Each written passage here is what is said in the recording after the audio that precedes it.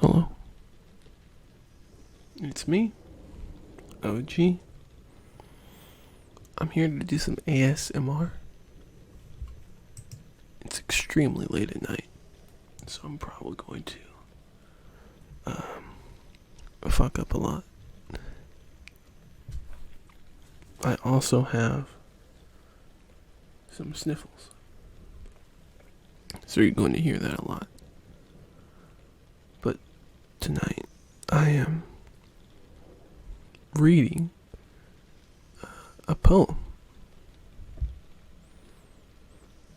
I've been wanting to do this, I suppose, for a while. Not this particular poem, but just some ASMR stuff in a way I don't see it enough.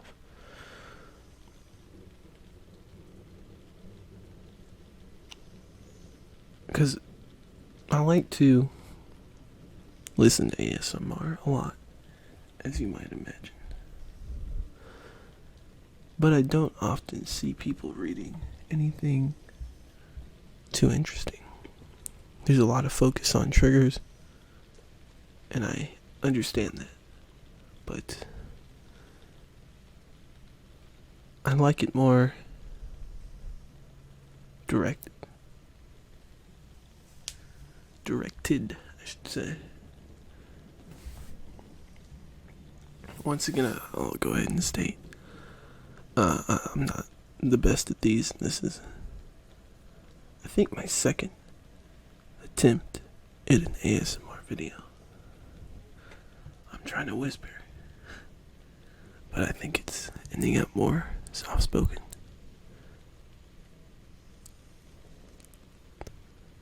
The poem, as I blow out the mic, the poem that we're going to be reading today is Childe Roland to the Dark Tower. Okay. I'm not sure if I said that first word right. You'll have to forgive me if I mispronounce some things. I've never actually read this poem. I've only seen it referenced. Let's begin. It's by Robert Browning, by the way. I should probably mention that. If you can't see it on the screen somehow. My first thought was, he lied at every word. That hoary cripple. I hope I said that right. With malicious eye. Askins to watch the working of his lie. On mine and mouth scarce able to afford suppression of the glee that pursed and scored its edge, and one more victim gained thereby. What else should he be set for with his staff? What save to waylay with his lies, ensnare all travelers who might find him posted there, and ask the road? I guessed what skull-like laugh would break, what crutch gin write my epitaph for pastime in the dusty thoroughfare.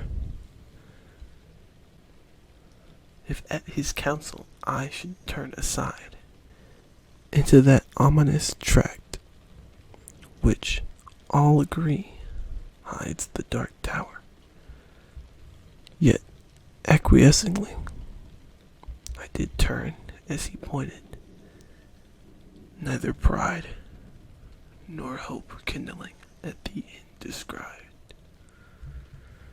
So much is gladness that some end might be.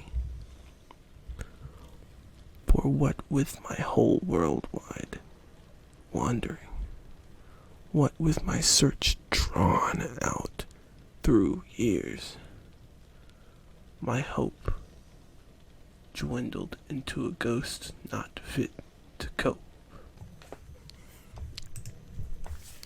with that obstreperous joy success would bring. I hardly tried now to rebuke the spring my heart made, finding failure in its scope.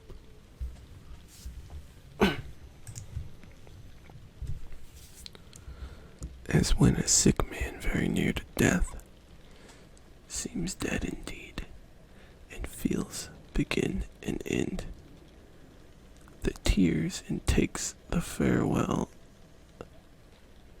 of each friend.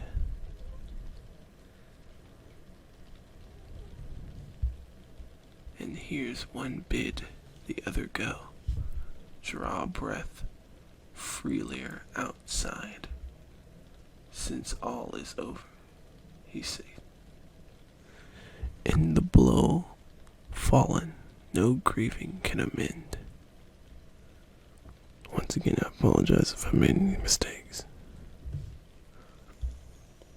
While some discuss if near the other graves be room enough for this, and when a day suits best for carrying the corpse away, with care about the banners, scarves and staves, and still the man hears all, and only craves he may not shame such tender love and stay. Thus I had so long suffered in this quest, heard failure prophesied so oft, been writ so many times among the band, to wit, the knights who to the dark towers searched dressed their steps, that just to fail as they seemed best. And all the doubt was now, should I be fit? So quiet as despair, I turned from him, that hateful cripple, out of his highway, into the path appointed. All the day had been a dreary one at best, and dim was settling to its close, yet shot one grim red leer to see the plain catch its astray.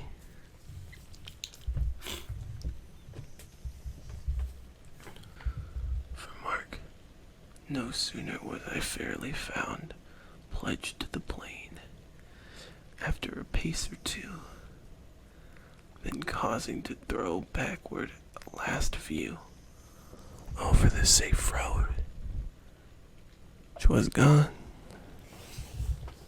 gray plain all around, nothing but plain to the horizon's bound. I might go on, naught else remained to do. So on I went. I think I never saw such starved, ignoble nature. Nothing throve, for flowers as well expect a cedar grove. But cockle, spurge, according to their law, might propagate their kind, with none to awe. You'd think a burr had been a treasure trove. No, penury, inertness, and grimace, in the strange sort we were the land's portion. See or shut your eyes, said nature peevishly. It nothing skills, I cannot help my case. 'Tis the last judgment's fire must cure this place. Calcine its clods and set my prisoners free.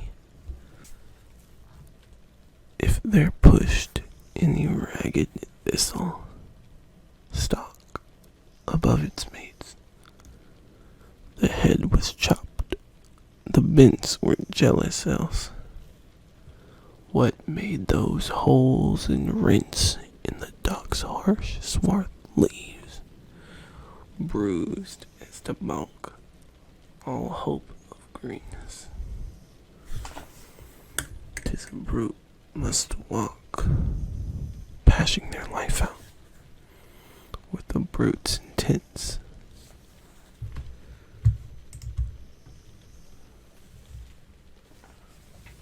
As for the grass, it grew as scant as hair in leprosy. Thin, dry blades pricked the mud, which underneath looked kneaded up with blood. One stiff, blind horse, his every bone a stare, stood stupefied. However he came there, thrust out past service from the devil's stud. Alive, he might be dead for aught I know, with that red, gaunt, and colloped neck astrain, and shut eyes underneath the rusty mane. Seldom with such grotesqueness, with such woe, I never saw a brute I hated so. He must be wicked to deserve such pain. I shut my eyes and turn them only on my heart, as a man calls for wine before he fights. I asked one trout of earlier.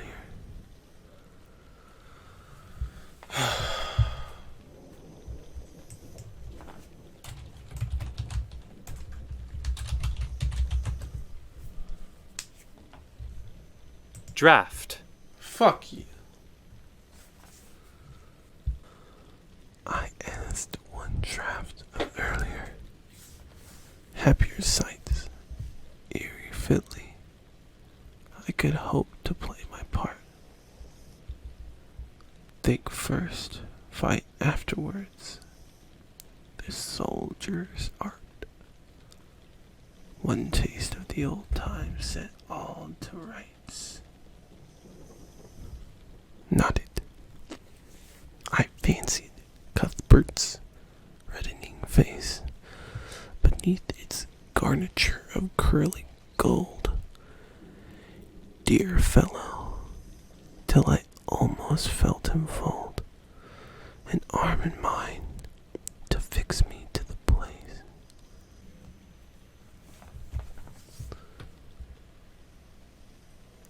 That way he used, alas, one night's disgrace.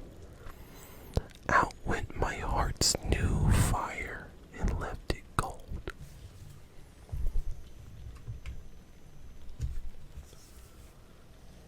Giles then,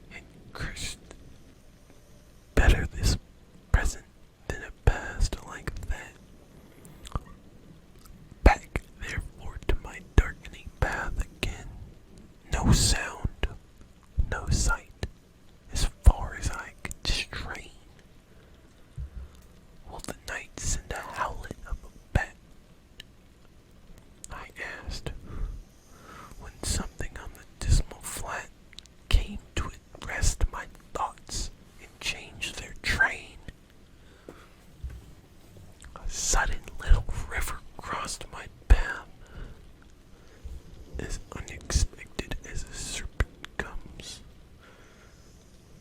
No sluggish tide congenial to the globes. This, as it frothed by, might have been a bath for the beans glowing of, to see the wrath of its black eddy, best bait with flicks and spums. So petty and so spiteful all along. Low, scrubby alders kneeled down over it. Drenched willows flung them headlong in a fit of mute despair. A suicidal throng, the river which had done them all the wrong, whatever that was, rolled by, deterred no whit.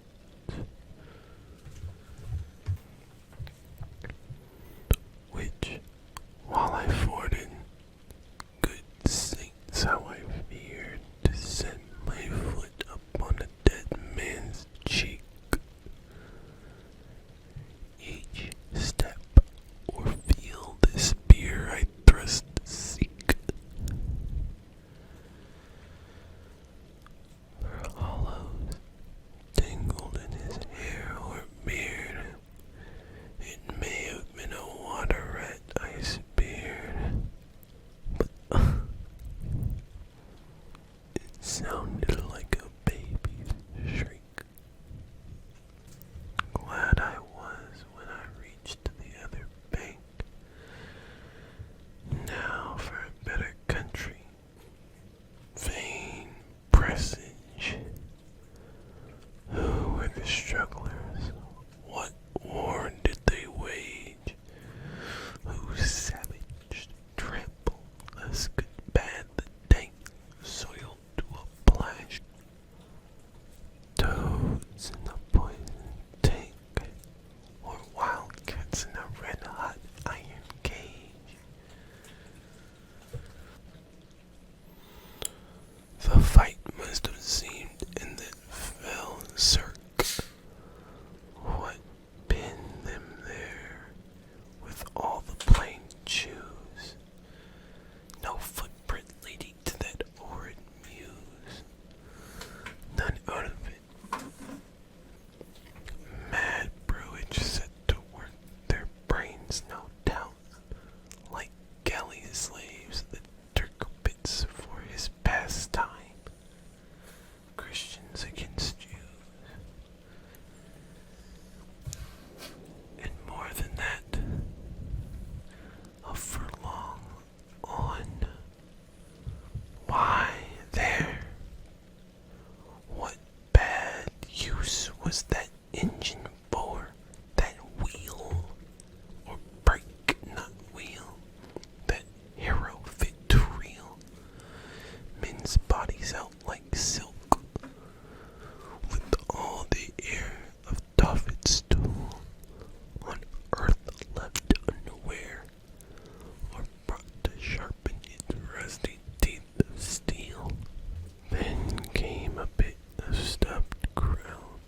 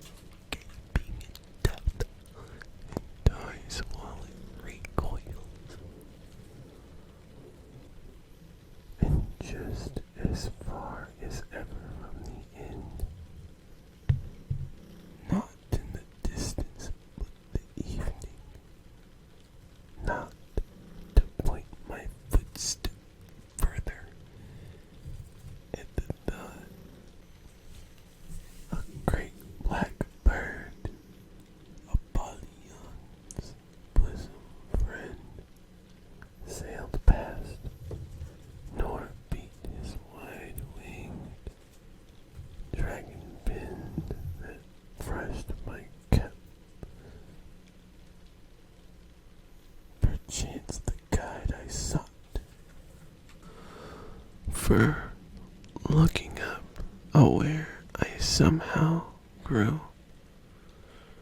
Spite of the dusk, the plain had given place all around to mountains, with such named grace mere ugly heights and heaps now stolen view. How thus they had surprised me, solvent you. How to get from them was no clearer case. Yet I have seemed to recognize some trick of mischief. Yet have I seemed to recognize some trick of mischief happened to me. God knows when, in a bad perhaps, here ended, then progress this way. When in the very nick of giving up, one time more came a click, as when a trap shuts, you're inside the den. Burningly, it came on me all at once. This was the place.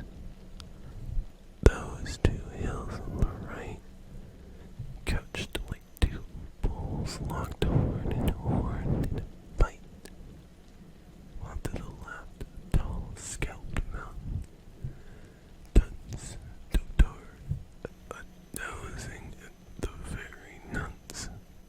After a life spent training for this sight, what in the midst lay but the tower itself, the round squat turret, blind as the fool's heart, built of brown stone, without a counterpart in the whole world. The tempest's mocking elf points to the shipman thus, the unseen shelf he strikes out, only when the timbers start.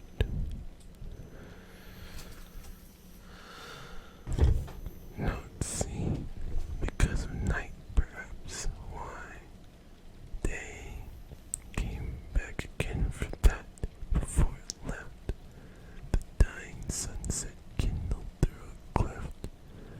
The hills like giants at hunting, away chin upon hand, to see the game at bay. Now stabbing in the creature to the heft. Not here, when noise was everywhere. It tolled, increasing like a bell. Names in my ears, of all the lost adventurers, my peers. How such a one was strong, and such was bold, and such was fortunate. Yet each of old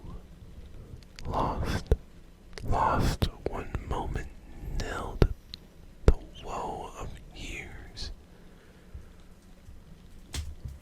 There they stood, ranged along the hillsides, meant to view the last of me, a living frame for one more picture in a sheet of flame. I saw them and I knew them all, and yet, dauntless, the slughorn to my lips, I said in blue, Childe Roland to the dark tower came. Thank you guys for listening. I had to make a lot of cuts in that one. I don't know if you could, well, you could definitely tell. Fucked up a lot. And also some shit fell down while I was recording. So,